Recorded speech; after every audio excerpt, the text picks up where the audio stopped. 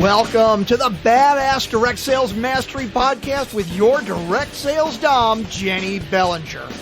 Badass Direct Sales Mastery is a podcast for rock star direct sales moms who are determined to make their business kick ass.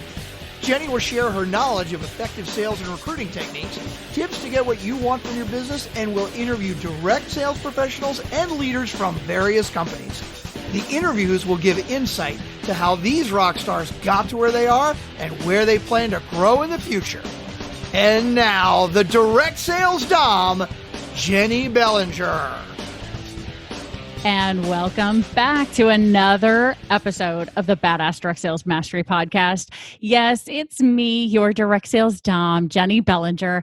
And I have with me today someone who I have had the luck, honor, privilege of knowing, I think for a little bit over a month now.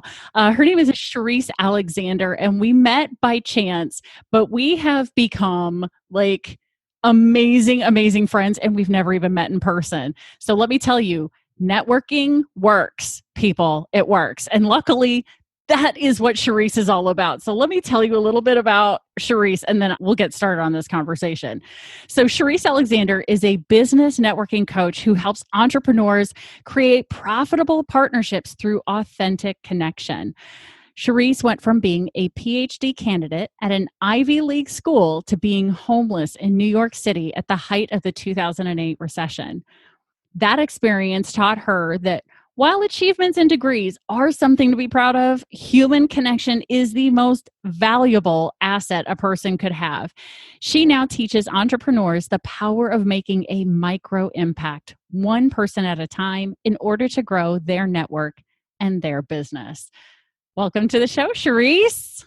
Thanks so much, Jennie. I'm so excited to be here. We have just hit it off as fast friends. And so I am so excited to be on your show today and to be sharing with the listeners some little tips and tricks that I've picked up over the years. Oh, I can't wait to, because anybody who's listened to the podcast for any amount of time knows that I am a huge proponent of networking.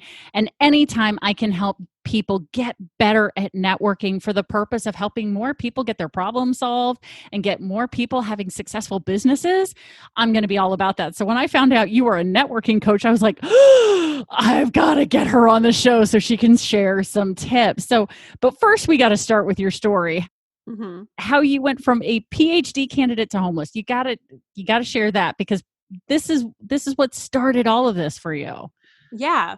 So I was in New York City and I was getting my PhD in medical microbiology. So I am a germ expert. And as I was there, one of the reasons why I got into science is because I wanted to help people. It sounds like a cliche, but it's a cliche because it's true. Many people go into many fields to quote unquote help people. Yep. So that's what I was trying to do.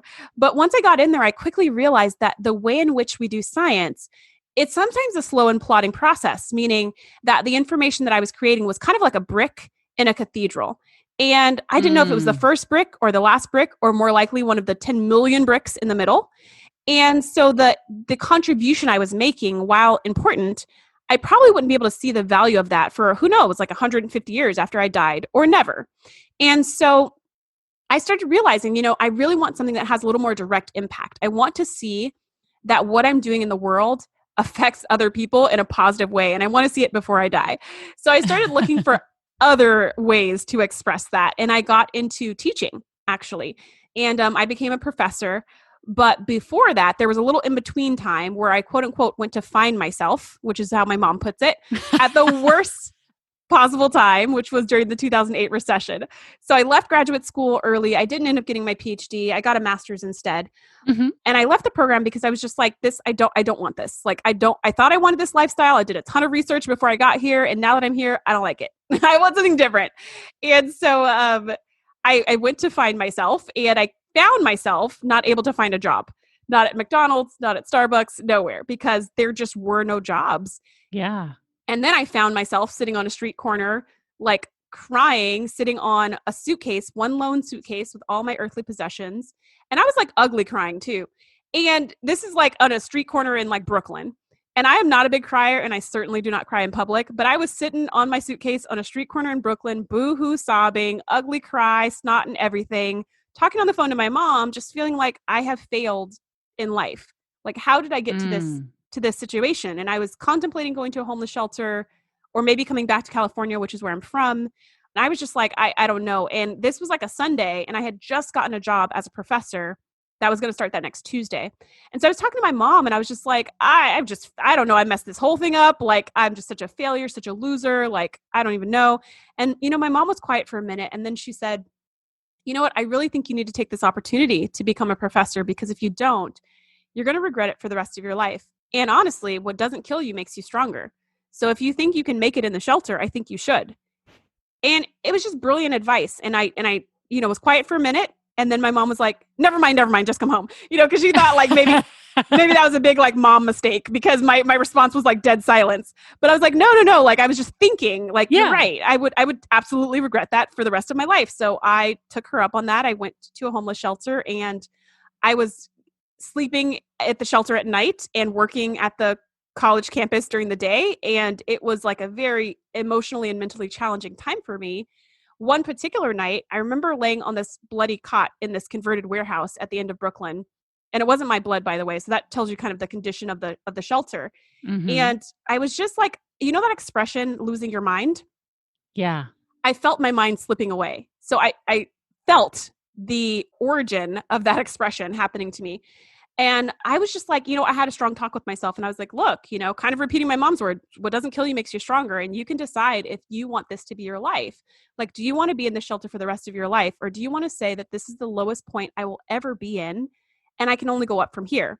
And I was looking around, there were a lot of women in the shelter who you could tell had been there forever and were planning to stay there forever. And to be fair, this is probably a step up from their previous condition and circumstance, but it wasn't for me. I wanted more from my life. And I was only 26 at the time. So I was like, do you really want this to be your life? Like, you're 26. Do you want this to be the rest of your life, sitting in this shelter, in this spot, like mentally, emotionally, physically, whatever? And I was like, no, I want more. And I kind of projected my mind into the future. What will life look like on my deathbed? And I thought, is it really going to matter how many degrees that I have on the wall? Is that what I'm going to be sad about? Like, oh, why didn't I get that Ph.D.? I was like, no, I'm not going to care how many degrees are on the wall at all. I'm going to hope that on my deathbed, I'm surrounded by tons of people who are crying because they're sad, because they're going to miss me, because I actually had an impact on their lives. So I was like, you know what, let me just reframe that. My experiences my accomplishments and everything else, they're great. But really what really, really matters is connection. That is what matters most. And I went into teaching as a professor with that complete mentality, is that it's all about connection. And I can't tell you the number of emails and letters and everything else that I got from my students saying like, oh my gosh, you're such an amazing teacher and all this stuff, just because I didn't treat them like numbers or like idiots, but I treated them as people worthy of respect and honor.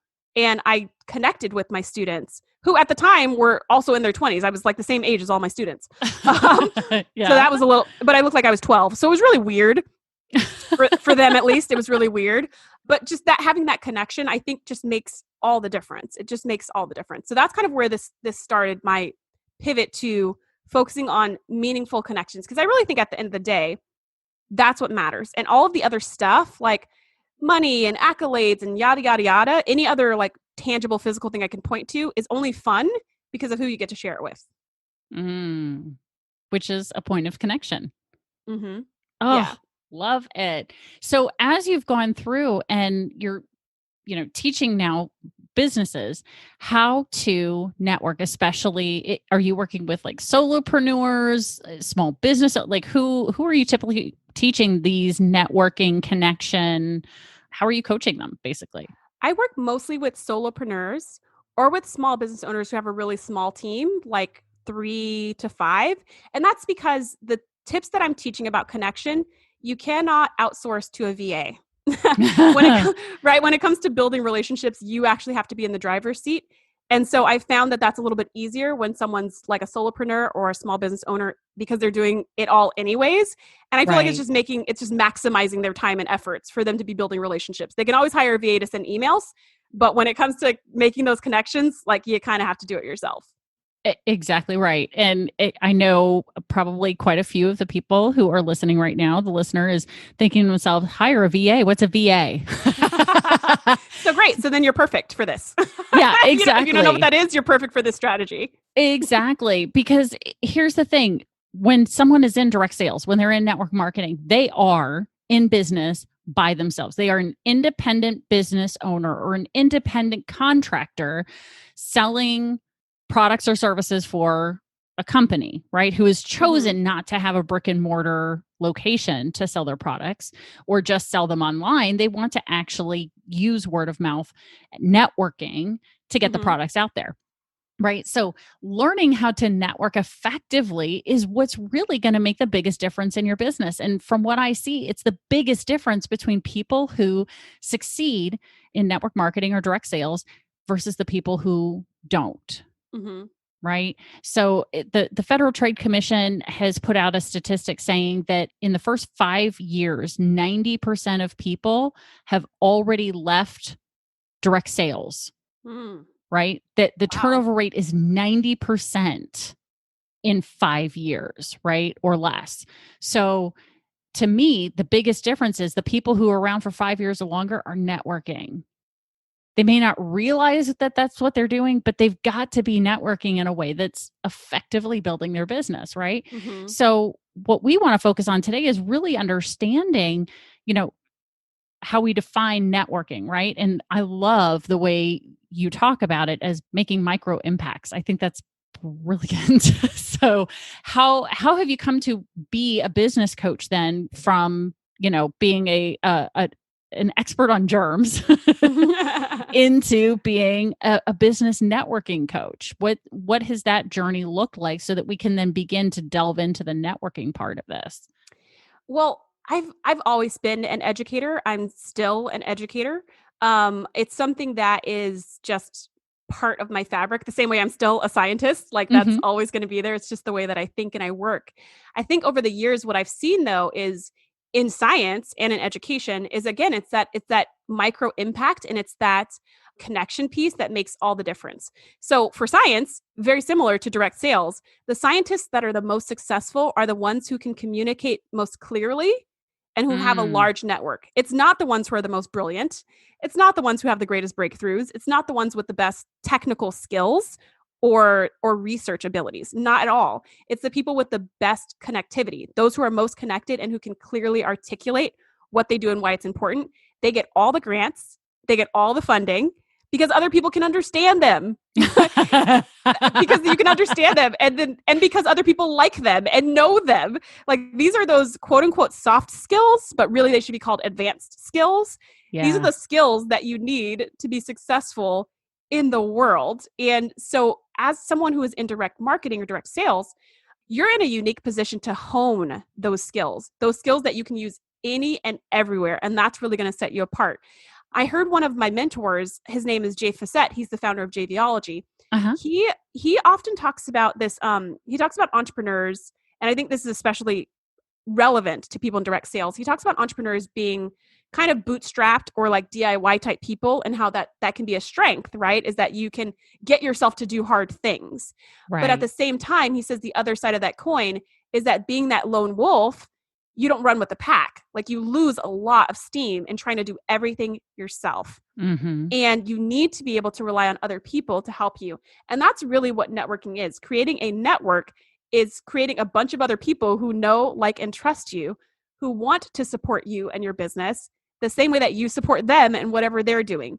It's actually just like another word for community. And it's a more fun way to do things. Doing everything yourself is not how you get to the top of the leaderboard in any area of life. I mean, would you agree? Is that what you've seen? Oh yeah, absolutely. Networking is a team sport. It really is, because as we all advance, we just keep getting better and better and better at helping everybody be more successful, right? Because as you become better connected, right, you become not only the go-to person for the product or service that you sell, but then when you become known as the go-to person, because my gosh, Shereese knows everybody. Is there anybody she doesn't know? Is there any business that she doesn't have a connection to in some way, shape, or form? Then you become the go-to person for everything. So when they finally have the problem that you solve, guess who they go to? You. Right? And it's really beautiful because they're doing all the heavy lifting on your behalf, right? Yeah. there's kind of like, there's two ways to go about it. There's the slow way and there's the fast way. Mm-hmm. So the slow way is the one by one, picking up clients one at a time everywhere you go. And you end up feeling spammy, right? You end up feeling like some used car salesman, even though there's nothing wrong with a used car salesman, but the connotation that it's like scammy and spammy. You end up feeling like that because every time you walk into a room, you go, okay, where's my target? Who can I find here? Who can I capture and bring back to my lair? And people feel that from you, and you feel it from yourself. And I'm sure you're not feeling totally awesome about that. Right. But the difference between that and having a network or having a community that supports you is that it's not a pushing thing, like pushing people into your cave. Mm-hmm. It's like a pulling thing. It's like an attraction thing. Like people are like, hey, have you met so-and-so? They do such and such, and they do the heavy lifting for you. And then you just have to like kind of finish it up, and even then you don't have to hold on so tightly to the results. You're just being open to what's out there. It gives you a much wider net when you don't have those lenses on of trying to see everyone as a potential client and how are you going to snag them. Oh my gosh. Yes. That's one of the first things I typically work with my own clients on is understanding.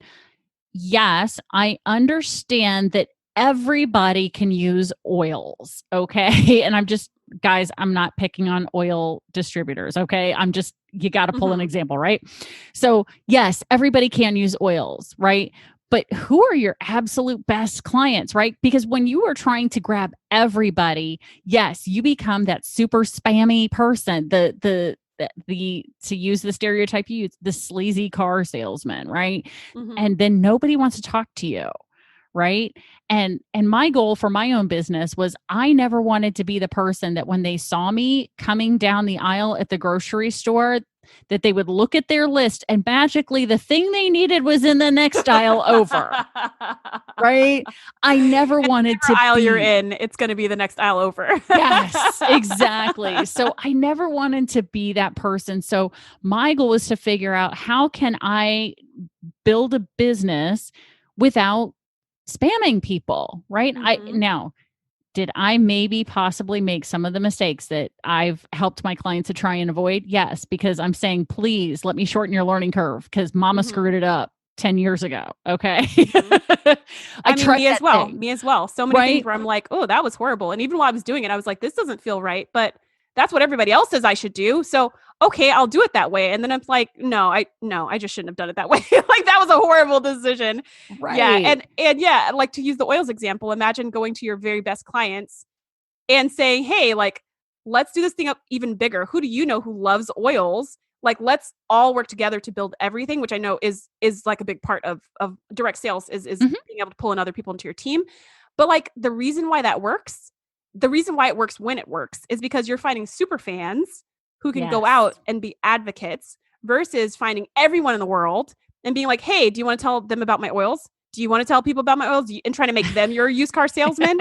It's like, if you don't want to do it, they don't want to do it. But if you're like obsessed with your oils and you've got a client who's obsessed with your oils and, that's the person that you want to focus on partnering with and building up and pouring into because they're genuine. That's really like what we're coming down to is they're genuine. And that's what makes all the difference in the world between spammy and helpful. The difference between those two things is being genuine. Absolutely. That authenticity factor that we brought up in your bio is huge. I mean, it's absolutely, it's huge. You have to actually care about the other person more than you care about the outcome of the conversation. Mm-hmm. Totally. Right? Totally. It's got to be that. So knowing this, what are some of the biggest networking mistakes that you see from people in direct sales? I know we've kind of touched on them, but if you had to cut it down to maybe, 3 or 4 or whatever, what would you say are the biggest mistakes people make when they're networking? Yeah, that's a great question. So the first one we did touch on, but I will repeat because it's that important. And that is to focus on one of the mistakes I see is people focus on the product instead of the person, right? That's when you come across spammy. So that's when you're like, just to use the oils example. And I have a friend who does oils and the oils are amazing. But she's never been like take more oils. Like she's never done that. Right. She's never pushed me. And so I'm cool with it. But had she pushed me even once, like I would run away from it. But yeah, so focusing on the product instead of the person is a huge mistake that a lot of people make, because you're very, if you're very passionate about the product, it makes sense. You're excited about it. You're passionate about it. You want to share it. And that's awesome. And you should, because that's coming from a place of authenticity. In addition, though, like what Jennie just said, you have to be listening to the other person. Like, what do they need? What are they looking for? Are they interested at all? Are their eyes glazing over? Are they changing the subject? Then don't keep talking about it, right? Like they're not into it, and maybe they will be later. But if you keep talking, they won't be later, right? Like right now, it's like a question mark. And if they're not super excited about it, you can change the subject and come back to it later. But if you keep harping on it, it's going to become a locked door, right? It's going to get to the point where like, I don't even want to talk about this anymore, because you're not listening to me and what I am telling you I need. So the reason why I like my friend's oils is because I was telling her how stressed out I was one day. And she goes, okay, I'm going to send you this oil, and this oil. This one's going to help you calm down. This one's going to help you like be creative. This one, like she met me at my need. And so I was all about it. Right. Yeah. So that's one of the first things, is focusing on the product instead of the person's a big mistake. Love that. Absolutely. So what's another mistake that you see people in direct sales doing when networking? So another mistake is kind of similar, and that is having a me first mentality, which is that kind of targeted thing where you walk into a room and you're like, okay, who here is going to be my perfect client? Who here can I talk to about my thing? Who's going to be on board with this? And that's really like a me focused, like an I focused way to approach a situation. As opposed to having a give first mentality. Like, how can I be generous? How can I support other people? And really, for you who are in direct sales, who are listening right now, that doesn't have to mean that you're giving away free samples. Like, it doesn't have to look like that. It could just be giving resources that people need. Let's say you're talking to someone and they're telling you how they can't sleep because they have a newborn at home and they haven't slept in weeks and they think they're going crazy. And let's say you've been through that journey and you have like this great book that helps them get their infants to sleep. Then recommend that resource and send them a link right then and there while you're talking, or they say like they're whatever, like just listening to what people need and meeting them there, whether that has anything to do with your product or not. But having a give first mentality makes such a big difference, because people don't always remember what you say or what you did, but they always remember how you make them feel. And if people relate you to feeling good and you to someone who actually cares about them, then they're going to be really open to whatever you have to say about what you're selling. And not only that, they're going to tell other people, even if it's something they don't even like or want, they will tell other people to buy from you because they like you. And that's really the focus here. Amen. Yes. We are not selling. People do not buy products. They buy you. They don't buy it, because let's be honest, anything and everything that is being sold by a direct sales or network marketing company, you can find somewhere else. Yep. You are selling you, not oils, jewelry, kitchen products, candles, clothing, hair products, whatever. Like, you are selling you, and people are buying you. Absolutely. And that's why people are going to buy from you versus someone else. Not because your products are superior. Even if you believe your products are superior, no one else really believes that. But, you may truly believe that. No one else believes that. But if they like you, they're just going to say, well, I'm in the market for this thing and I know my friend sells it. I'll just buy it from my friend. Right. Exactly. And then I know there's, because, we have the pre-interview conversation. There's one more thing that you say is a really big mistake for people in direct sales. And I see this happen all the time. So what's the third big mistake? So the third big mistake is, again, similar to the other two, but it's when you're looking for clients everywhere instead of looking for partners. Looking for clients instead of looking for partners. That's a little bit counterintuitive, because you're thinking, well, I need to sell my thing, so I need people who want to buy my thing. That's kind of true. But imagine going into a room of like 1,000 people and hunting and pecking and finding 10 new customers or clients. That would be amazing. But wouldn't it be even better if you found 10 partners who could each introduce you to 10 more customers or clients? Like, now you're getting exponentially better results, because you're no longer being a lone wolf, but you're branching out and you're creating a network on purpose. So Jenny, you had this great example of that earlier that I would love for you to share again about the photographer. Oh, yeah. So I was working with some people in the world of networking. Surprise, surprise. Jenny was networking. And I heard about a photographer partnering with a personal trainer. And what they were doing was they decided to get together to say, okay, how can we help people be more accountable and actually finish the personal training package that they've purchased, right? Well, what if we did before and after photos? Right? So now the personal trainer was including professional before and after photos. So you got a great photo of yourself beforehand, and you got a great, even better photo of yourself after, looking healthy, toned, and fit. Right? Or at least more so than you were when you started, as long as you did all of the personal training sessions, right? And so what this ended up doing was it introduced a bunch of people to the photographer who also had daughters that were getting married, and some of them had family photos taken, and so they needed a photographer for that. They had kids who were seniors in high school who needed senior photos taken. So now all these people who didn't even know this photographer existed, now because they got their pictures with her because of the trainer, the photographer met more people, right? And then as a bonus, the photographer, the personal trainer, is getting their people actually finishing the sessions. And the photographer was showing, when the program was done, was showing before and after photos saying, oh my gosh, check out these photos of all these people I took in this program I did with this personal trainer. Guess how many people sign up for the next round? A lot. Yeah. More people, because now the photographer was showing, I know a personal trainer who gets these kinds of results. Look at all these pictures I took of this person's clients before and after. And everybody wanted that after experience. So now they went into it going, I'm going to work with that trainer, and I'm going to get my picture taken by that photographer.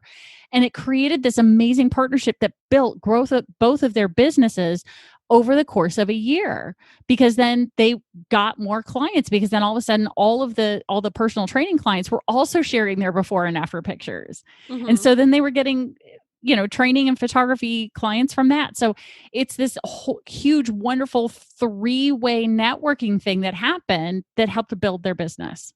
Yeah, it's a total win-win-win, right? They both people in business win, but then also the clients, the customers, they also win. And this is the same thing that you can do with your direct sales for anyone who's listening. Now, you may have to kind of be creative, and you also have to look at the bylaws and everything for the company that you're working for. But ultimately, there's some way that this can work. There is a way. There's always a way that this can work. Absolutely. Every business should have referral partners, right? I really believe that this is a super important thing for people to understand, is that when you network in this way, what ends up happening is you're getting third-party validation before the people even meet you as a human being, right? Because from your friends and family, or from your referral partner, right? And they're referring you. And what's interesting that I've learned through some of the research I've been doing is business to business referrals close at a higher rate than even referrals from friends to family. Wow. So B2B referrals close at a higher rate, because typically what has happened is they're asking, or someone that you've done business with. So let's say it's one of your clients, right? Says, hey, I could really use some help with sales. How do I do that? And then you go, oh, well, Jennie Bellinger is a sales coach. She can help you with that, right? So now someone who already trusted you to hire you now all of a sudden goes, oh, okay. And then they go to me, right? So it's a much even closer relation, because this is someone who already trusted you with their money, which in psychology terms, they trusted you with their security. Money is security for people, right? So if they've already invested in you, and you're saying, hey, you should really think about going and doing business with this other person, business to business referrals close at a higher rate than friends and family. That's amazing. I actually did not know that statistic, but it makes sense, right? Because your friends and family, it's a little different when it's B2B, then you kind of know like they're legit. Right. But friends and family, you're kind of like, okay, I'm going to trust you, but that doesn't mean I'm necessarily going to buy it. It's kind of like when I think of my friends or family setting me up on a blind date. I'm like, I do like you guys. I do kind of trust your taste, but there might still be some question marks there. But yeah, so I guess it does make sense that B2B sales close faster because you trust them. Plus, you also have that whole, like, you don't want to go to Yelp or go to Google or go to something else to like look up all the reviews. If someone's like, oh, I use this person, they're great. You're like, fantastic, done. No more decisions to be made. Purchase. Exactly. I've already done business with them. I've already vetted them for you, right? I've sent other clients their way, right? So it's this third party validation that really opens up their mind to being able to work with you. So the sales process is so much easier because now they're like, okay, as long as you don't open mouth insert foot during the course of the conversation, you probably are going to get business from this person, right? So going into networking situations for the purpose of finding referral partners, business partners, people who you can say, hey, look, how about you and I get to know each other? So that way I want to have a list of people that when my friends and family and clients come to me and say, hey, do you know someone who, I can give them your name, right? So having that list, being that go-to is huge. So really thinking about getting those potential partners, because it's just like you said, going into a room of 1,000, getting 10 clients, that's pretty good. But going into a room, getting 10 referral partners who each can, over the course of the next year, get you 10 people each, you've just increased your business by 100 customers. With the same amount of effort. This is a no-brainer. Now, we're not networking in rooms of 1,000. Hell, we're not even networking in rooms of 10 to 50 right now, given that we're recording this in the middle of COVID.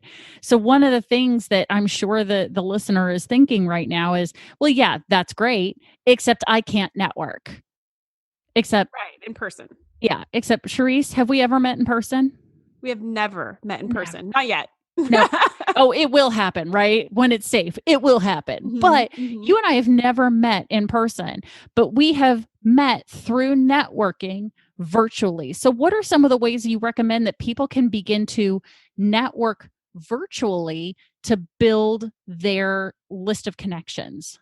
That is a great question. I think one of the most powerful things you can do is go to a live event, meaning a virtual event, but that's live, that's true if it's a live event in person in like pre and post COVID times, but also, meeting people in real time and going through something together is just really, really powerful. A lot of times people will say join Facebook groups full of your potential audience. If it's a really active Facebook group, I totally agree. If it's a forum, feel free to jump onto forums and participate in the discussion, answer questions, stuff like that. But I think the most powerful piece would be to do a live event. So if there's a big enough event coming up that could have your potential partners, ideal partners there, then a lot of times those events also have like a Facebook group or a Slack group or some kind of social media component to it. I would highly recommend going to live events and jumping into those social media groups and really participating and playing full out. Play full out during the actual event and play full out afterwards for a couple weeks while they, everybody's kind of wrapping up and exchanging details. I think that's like, it's really powerful for people to be able to see your face and hear your voice and see your passion. And I know for me, I do not come across well on written paper. Like it doesn't look like me. It just doesn't come across, right? Like you read it and you're just like, okay. But meeting me is a whole different story. So I think it's a really powerful way to find connection with people is to be face-to-face, even virtually. That's like really powerful. Plus, you're committing to a shorter amount of time. If it's about joining a Facebook group and then just like participating in it forever, it's a little hard to maintain enthusiasm. And it's a little hard to maintain presence and to constantly be there unless you're always on social media anyways. But that being said, if you are someone who's always on social media, Like, let's say you're just totally addicted to Facebook and you never hang up that thing, like me, for example. Then in that case, you definitely want to get into a Facebook group that's super active and just be very, very present. And by present, I don't mean spamming them and telling them how great your stuff is, because that's really annoying. But I mean going and participating, like commenting on people's stuff, liking people's stuff, answering people's questions, asking questions, like just like a normal person would. Just go in and participate. And the more discussion you can generate, the better, because it helps the whole group. If the whole group can get help from you, it helps everybody. So not so much coming in and being like, hey, everybody, check out my webinar. Like, nobody cares about that. At least not until they actually like you. No one cares about that. Right. But if it's like, hey guys, I have a question about blah, blah, blah, and make it a sincere, genuine question that you think can get a lot of discussion, then that's like so valuable. One of the things that I usually do on my personal page is I will ask a question and I will say it with a GIF. Oh, yeah. I just did that this morning. I said, how was your weekend? Say it with a GIF. And I get like a million comments, because whenever people are commenting on social media, whenever someone's leaving a comment, they want to increase their status. They want to be seen. They want to be heard. They want to look smart or clever or funny or something like that. Like that's like the dopamine hit we get from participating in social media. Yep. So you want to create an environment that allows them to do that allows them to look like smart or funny or, whatever, giving you advice on things. If you come into a group and you're the one giving advice all the time, it's like the opposite. It doesn't make anybody else look smart or funny or clever or anything. It just makes you look good. And nobody cares about that, right? Like nobody cares about making you look good. So those would be my tips, is to go to live events if possible and play full out for that short period of time. Or if you're addicted to social media, be more strategic with your social media. And that may look like you stop following a lot of people who have nothing to do with helping you with your business. That may be what it looks like for a while. Yeah, absolutely. And there are so many live events that are happening virtually right now. I mean, every networking group that is out there for businesses to participate in have pretty much gone virtual. So, looking into BNI as an option, looking into other networking groups. I know there's something out there called Team and NTI, and oh my gosh, what are some other ones? There's one called Big. I mean, there's so many different networking options, and especially for those for the listener who is in direct sales, a really big one for direct sales is something called Polka Dot Powerhouse, which That's a great name.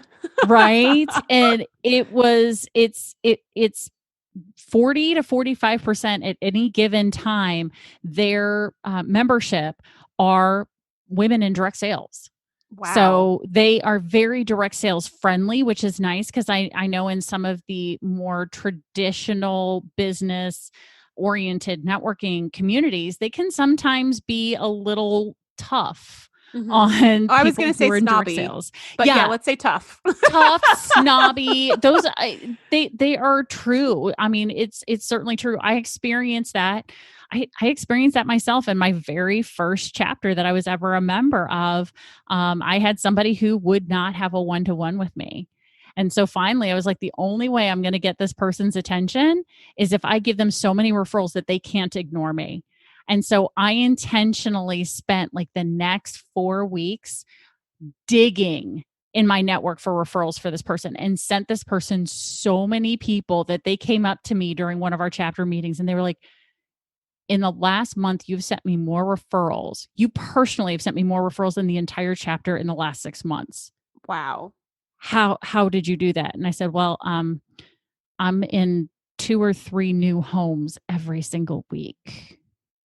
I'm probably your best referral source. So can we have a one-to-one now? Wow. Look at that. He thought because I was a direct salesperson, I couldn't possibly have a referral for what he did. Right. That involved but it's the like decision the makers. Yeah. The what he hadn't considered was that the people I work with are the people that he works with, the decision makers of the house, which more than half the time are the women of the house. Right? Yep. I am in their houses, drinking their wine, selling to their friends 2 or 3 times a week. So you are an influencer right there, right? Right. That is influence. I'm literally in front of a bunch of women going, oh, yeah, mortgage rates suck right now.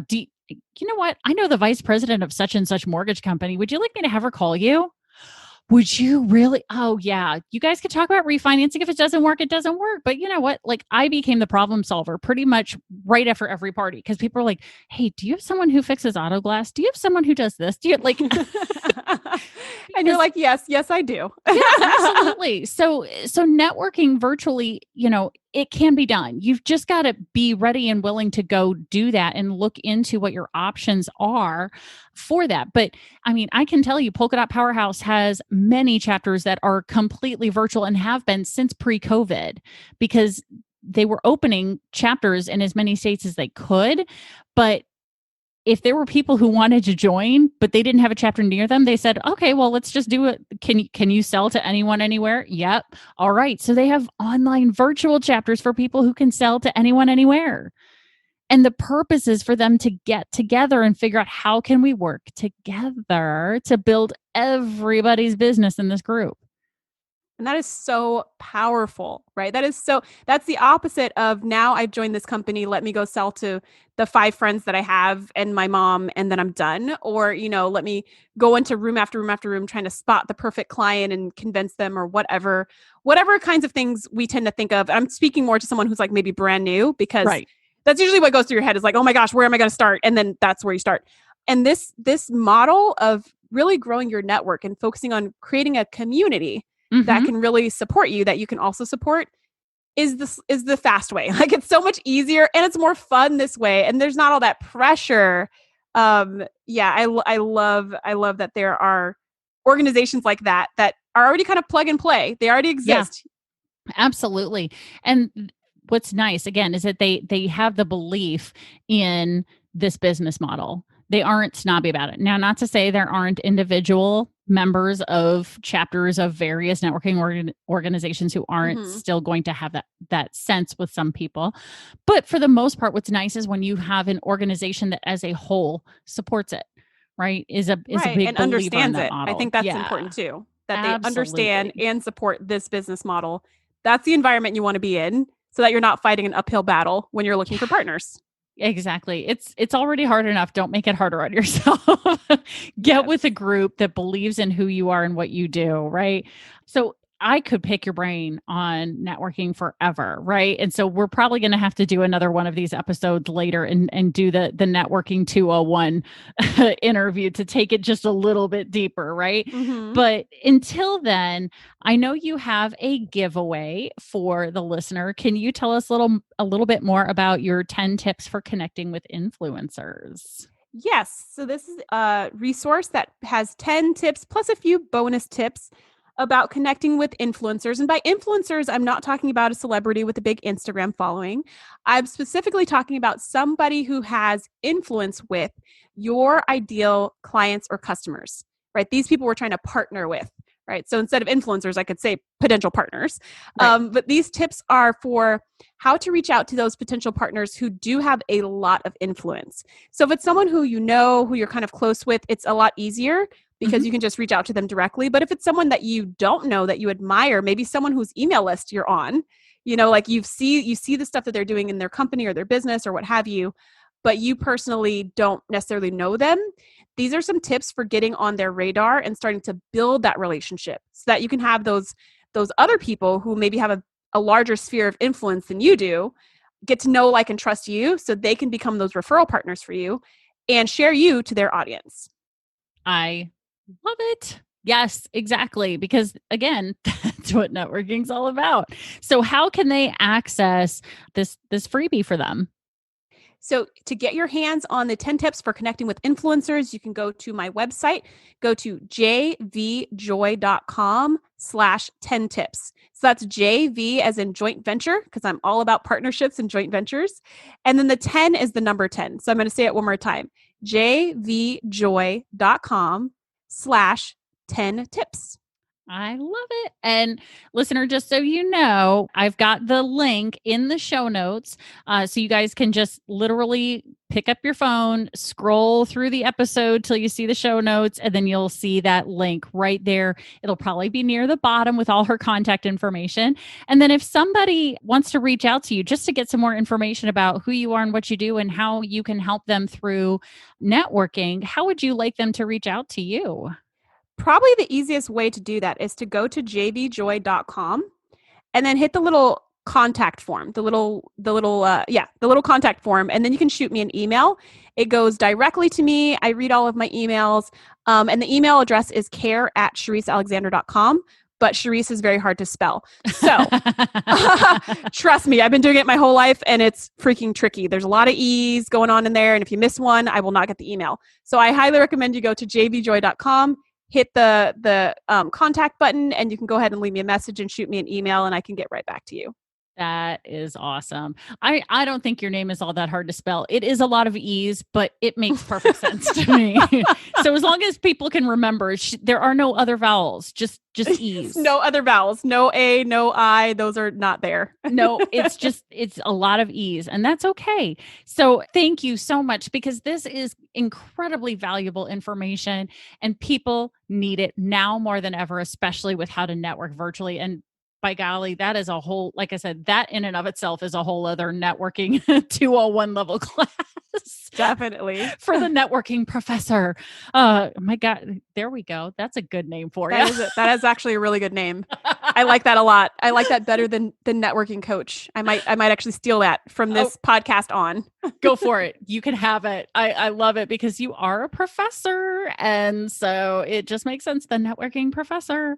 So anyway, yeah, we could go on and talk about this forever because we both obviously are passionate about networking because that's how we met. And now we're like long distance besties. And I so cannot wait to meet you in person.